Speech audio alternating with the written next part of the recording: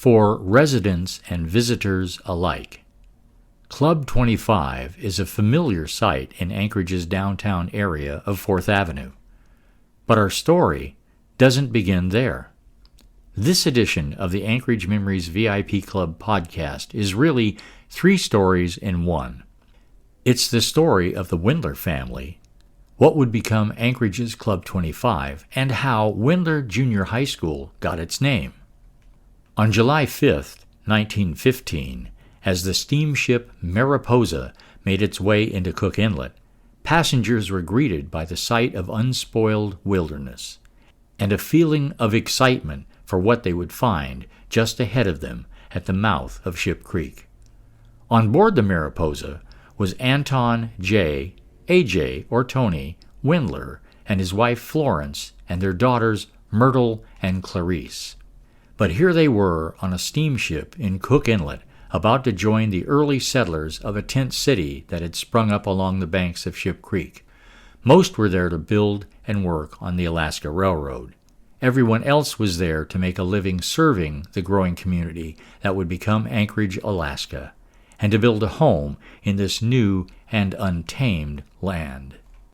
As soon as the Wendlers came ashore at Ship Creek, they had to put together a tent they could call home. They put together 2 tents, one to sleep in, and one they used as a kitchen and place to take their meals. The surroundings were crude at best. Tree stumps were everywhere. It was muddy, dirty, and everyone had to haul water from Ship Creek. The Kimura family, who ran H&M Hand Laundry, said that clothing they were given to wash by the early residents was full of lice. Tony Wendler and a man named Ray T. Larson quickly put together a wood frame and tent structure where they operated a grocery and general store.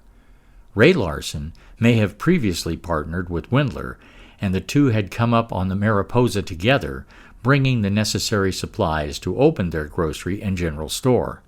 We don't know, but it sounds likely.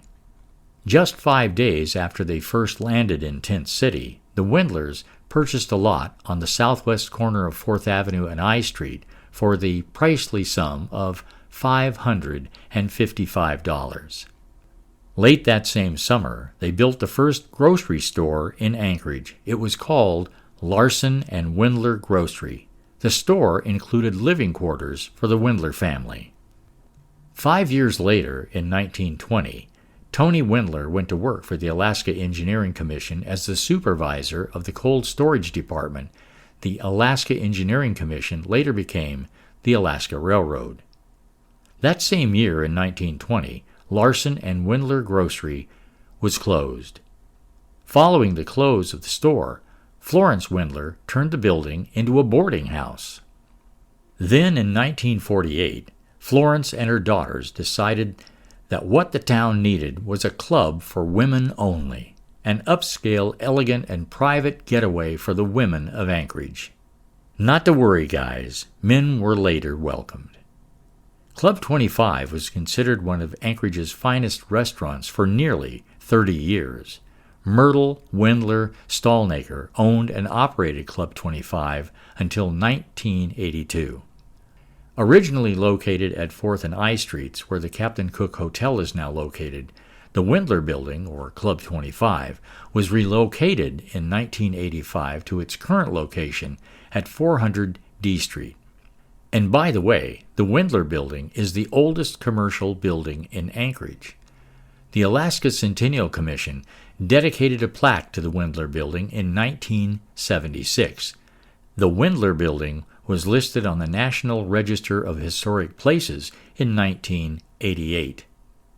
A.J. Tony Wendler had a heart for the education of Anchorage youth. Shortly after arriving in what was then just a tent city, Wendler became active in the development of the first school in Anchorage by convincing the government to come up with $36,000 for the project. He later became a member of the first school board in Anchorage. From 1915 to 1916, Wendler had also served as the first president of the Chamber of Commerce. In 1959, the A.J. Wendler Junior High School was named in his honor. You know, as a boy and a young man, I used to pass by the Club 25. I was always fascinated by the way it looked, and I was curious about its origins. Now we know. Did you ever go into Club 25 or have dinner there? You know, every time we put out an Anchorage Memories VIP Club podcast, we hear back from our North Stars. That's you, by the way. And after our look at the Kimura family, here's what we received. Don sent us this comment. We knew the Kimura family well. I was more acquainted with the children of George and Kaz, Kathy, Roger, and Wayne. We all bowled together. I graduated from West with Kathy. Jim got me started in soil work in Anchorage. Jim and I both got our bachelor's degrees in geology at Alaska Methodist University. Jim and his wife Kathy both taught in the Anchorage school system. Nico Garden was one of our favorite dining spots. It was where we saw the most of George and Kaz. We also knew Sam and his photo studio off Jewel Lake Road. And Dennis offered this. I had a friend named Chris who I believe was a nephew of George. Chris was the first bartender at Nico Garden, and they hired me as a busboy. I got to eat after closing with the whole staff. And when I got married, my wife and I were gifted with dinner at Nico Garden. Still married, by the way, 58 years later. Great people, thank you for the memories. And Avril shared this memory. I remember Nico Gardens when I lived in Anchorage in the 70s. And yes, it was the place to go. The food was fabulous. Thank you for the wonderful story, and I look forward to going down memory lane once again. Well, thank you, Avril, and to everyone else that wrote in here to the Anchorage Memories VIP Club podcast. This is Mike with the Anchorage Memories. We'll see you next time.